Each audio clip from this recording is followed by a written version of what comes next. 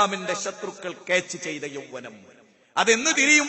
കുറച്ചുകൂടി കഴിഞ്ഞാൽ ആളുകൾക്ക് തിരിയും. എന്നും ഞാൻ അവിടെയാണ് നിങ്ങളോട് പറയുന്നത്.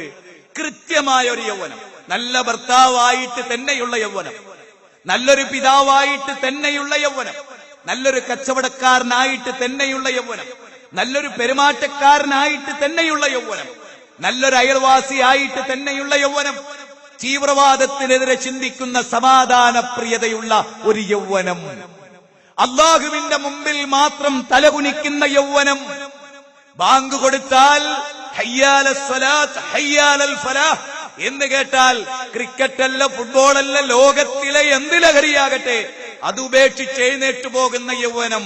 ഫീഹി റിജാലുൻ, സൂറത്തുൻ നൂർ. അവിടെ ചില മനുഷ്യന്മാരുണ്ട്, ആ പള്ളിയിൽ ചില മനുഷ്യന്മാരുണ്ട്. കച്ചവടമാകട്ടെ വിനോദമാകട്ടെ ഇബാദത്തുകൾക്ക് അവർക്ക് തടസ്സമാവില്ല. പറ്റുമോ?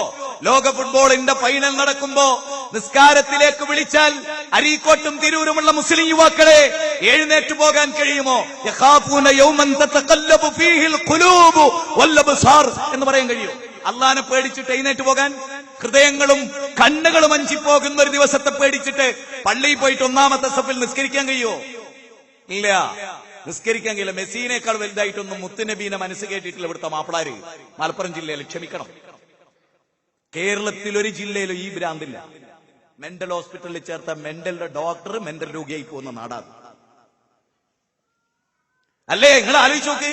അർജന്റീനന്റെ കളർ വീടിന്, അർജന്റീനന്റെ കളർ വീടിന് മനസ്സിലായി നിങ്ങൾക്ക്? ബ്രസീലിന്റെ 2 വീലർ ഞാൻ പുത്തനതാണ് ഈ ചേലൂര് കണ്ടതാ. മനസ്സിലായോ? ഇവിടെ കണ്ടതാ. വെറുതെ പറയല്ല. മാനസിക രോഗികൾ വർദ്ധിച്ചു വരുന്നു. ഇനി ഓരോ ഹോസ്പിറ്റലിൽ കൊണ്ടുപോയി ചേർത്തിയാലോ ഡോക്ടർ 10 ദിവസം കൊണ്ട് മാനസിക രോഗിയാവും. അയാളെ കാറിന് ബ്രസീലില്ല. അങ്ങനെ മെന്റൽ രോഗികൾ, ചികിത്സിച്ചോനും ചികിത്സിക്കുന്നവനും ചികിത്സിക്കപ്പെടുന്നവനും ഒക്കെ ഒരേപോലെ. ഈ ജ്വരം ആര് പഠിപ്പിച്ചു? ഈ ജ്വരം എല്ലാ ജ്വരം പോലെ ഒരു ജ്വരമാണിത്.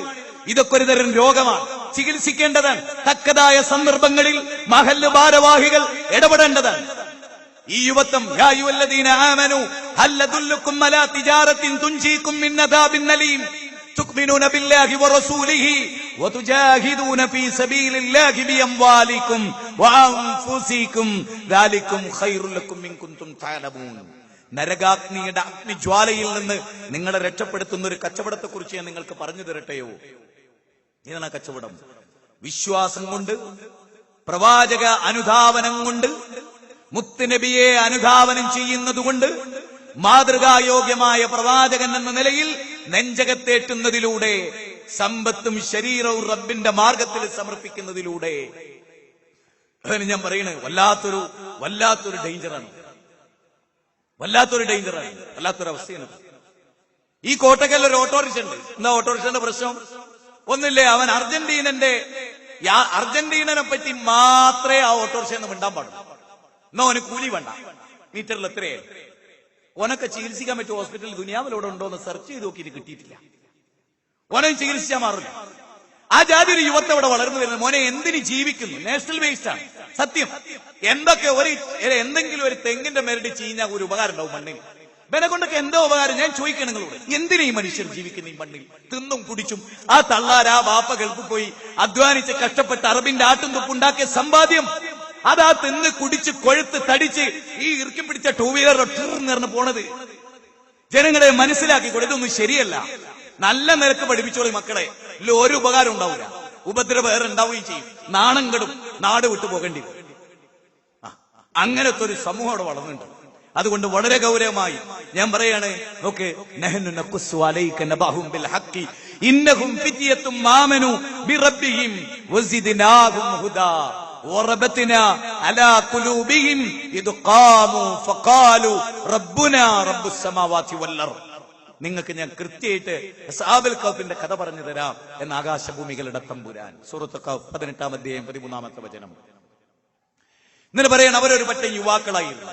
ഈ ഓഡിറ്റോറിയത്തിലിരിക്കുന്ന യുവാക്കൾക്ക് വേണ്ടിയാണ് ഞാൻ സംസാരിക്കുന്നത്. ഒരു പറ്റം യുവാക്കൾ. ഈ ഒരു ക്വാളിറ്റി നമ്മൾ തന്നെ വിലയിരുത്തി. അവരുടെ പ്രത്യേകത എന്താണ്? ആ നാട് ഭരിക്കുന്ന ഭരണാധികാരി, അവിടുത്തെ പുരോഹിതന്മാർ എല്ലാം അല്ലാഹു അല്ലാത്തവർ വിളിക്കുന്നവരായിരുന്നു, പ്രാർത്ഥിക്കുന്നവരായിരുന്നു, ഇബാദത്ത് ചെയ്യുന്നവരായിരുന്നു, സൃഷ്ടിപൂജകരായിരുന്നു. സൃഷ്ടി പഠനത്തിലൂടെ സിട്ടാവിലെത്തേണ്ടതിന് പകരം സൃഷ്ടിയുടെ മാഹാത്മ്യത്വത്തിൽ സിട്ടാവിനെ ആരോപിച്ച് ആരാധിച്ചു കൊണ്ടിരുന്ന ഒരു ജനപദം. ആ ജനപദത്തെ തൗഹീദിലേക്ക് ക്ഷണിക്കേണ്ട ബാധ്യതയുള്ള ഒരു പറ്റം യുവാക്കൾ ആദർശം പ്രഖ്യാപിക്കുക, ലോകത്തോട് തുറന്ന് പ്രഖ്യാപിക്കാൻ. അള്ളാഹുവിന്റെ പ്രയോഗം എന്താണ്? അള്ളാഹുവിന്റെ പ്രയോഗം എന്താണ്? വറബത്നാ അലാ ഖുലൂബിഹിം ഇദ് ഖാമൂ ഫഖാലൂ റബ്ബുനാ റബ്ബുസ് സമാവാതി വൽ അർദ്. അവരുടെ ഹൃദയത്തെ നാം ഉറപ്പിച്ചു നിർത്തി. എന്തേ കാരണം? അവരുടെ ഹൃദയത്തെ വെറുതെ ഉറപ്പിച്ചു നിർത്തിയ അല്ല, ഉറപ്പിച്ചു നിർത്താൻ ഒരു കാരണമുണ്ടായിരുന്നു. ഇത് ഖാമൂ, അവർ എഴുന്നേറ്റ് നിന്നു, അവർ പ്രഖ്യാപിച്ചു. എന്താ?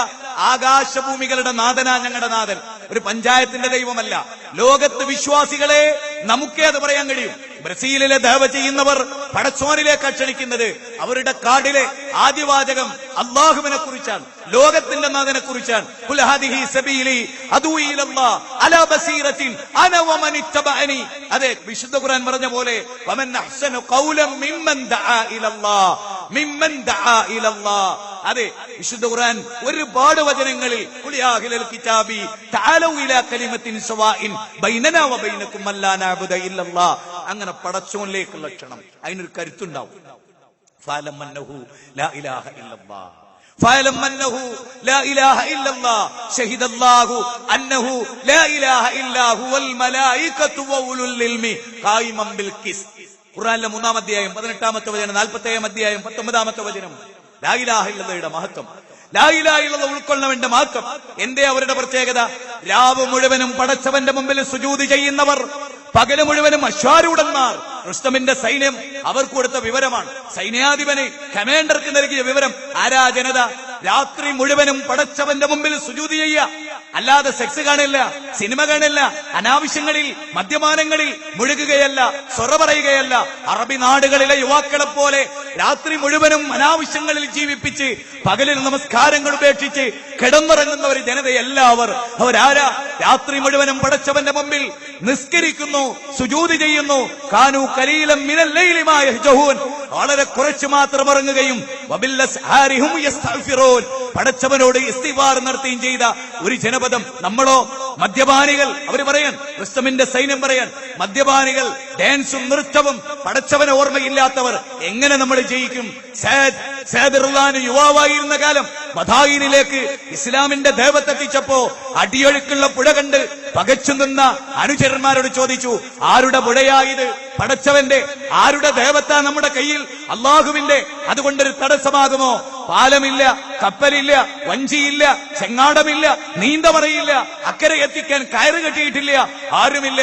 അടിയൊഴുക്കുള്ള ആഴക്കടലിൽ ബിസ്മില്ലാഹിർ റഹ്മാനിർ റഹീം ചൊല്ലി റബ്ബിൽ തവക്കുലാക്കി ഇറങ്ങിയ സഅദ് റളിയല്ലാഹുവിന്റെ ചരിത്രം എവിടെ സുഹൃത്തുക്കളെ? എവിടെ അത്? അതേ അബൂദർ അൽ ഗഫാരി തന്റെ ഗോത്രത്തിൽ മുഴുവനും കയറിയിറങ്ങി തൗഹീദ് പ്രചരിപ്പിച്ച ആ യൗവനം എവിടെ? നഹ്നു നഖുസ്സു അലൈക നബഉം ബിൽ ഹഖ് ഇന്നഹും ഫിത്യത്തും ആമനൂ ബിറബ്ബിഹിം വസിദ്നാഹും ഹുദാ. വറബത്നാ, അവരുടെ ഹൃദയത്തെ അല്ലാഹു ഉറപ്പിച്ചു നിർത്തി. അലാ ഖുലൂബിഹിം, അവരുടെ ഹൃദയത്തെ അല്ലാഹു ഉറപ്പിച്ചു നിർത്തിയല്ലോ. എന്തിന്റെ പേരിൽ? ഏകദൈവ വിശ്വാസം പ്രഖ്യാപിച്ചതിന്റെ പേരിൽ. അല്ലാഹു അല്ലാത്ത അമ്പിയാക്കളോട്, ഔലിയാക്കളോട്, സൃഷ്ടികളോട് പ്രാർത്ഥിക്കുക എന്ന് പറഞ്ഞാൽ ഇതിനോളം വലിയ അന്യായമുണ്ടോ എന്നാണ് ആ യുവാക്കൾ ചോദിച്ചത്. അങ്ങനെ ചോദിക്കുന്ന ഒരു യൗവനം, അതാണ് ISMന്റെ യൗവനം. അങ്ങനെ പ്രഖ്യാപിക്കുന്ന ഒരു യുവത്വം, അതാണ് MSMന്റെ യുവത്വം. അതാണ് ജനങ്ങളുടെ മുമ്പിൽ നമുക്ക് വെച്ചു കൊടുക്കാനുള്ളത്.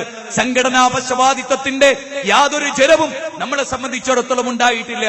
ആദർശത്തിന് മുൻതൂക്കം നൽകുകയും ആ ആദർശ പ്രബോധനത്തിന്റെ ഒരു പുറംചട്ടയായി സംഘടനയെ ഉപയോഗിക്കുകയും ഇന്ത്യ എന്ന് പറയുന്ന ജനാധിപത്യ രാജ്യത്തിന്റെ മൗലിക അവകാശങ്ങളെ നിലനിർത്തി തീവ്രവാദവും ഭീകരവാദവും ലോകത്ത് ചോദ്യചിഹ്നമായി നിൽക്കുമ്പോ ആരാ നിങ്ങളെന്ന് ചോദിച്ചാൽ ചൂണ്ടിക്കാണിക്കാൻ ഒരു അഡ്രസ്, കയറി നിൽക്കാൻ ഒരു ആസ്ഥാനം, സർക്കാർ അംഗീകരിച്ച ഒരു രജിസ്ട്രേഷൻ, അതിൽ കവിഞ്ഞ് സംഘടനയ്ക്ക് എന്തെങ്കിലും ഒരു പ്രാധാന്യം ഞാനും നിങ്ങളും കൽപ്പിച്ചിട്ടില്ല.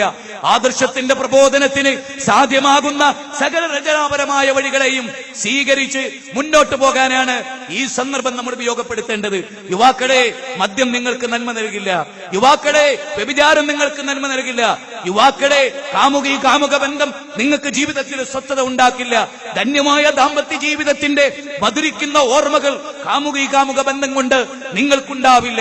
വിവാഹത്തിന് മുമ്പുള്ള എല്ലാ വൃത്തികെട്ട ലൈംഗിക രീതികളും അല്ലാഹു ഹറാമാക്കി. വലാ തഖ്റബുസ്സിന ഇന്നഹു കാന ഫാഹിശതൻ വസഅ സബീല എന്ന് ഖുർആൻ നമ്മളെ ഓർമ്മപ്പെടുത്തി. ഇങ്ങനെ എന്തൊക്കെ ഓർമ്മപ്പെടുത്തലുകൾ, എത്രയെത്ര ഓർമ്മപ്പെടുത്തലുകൾ.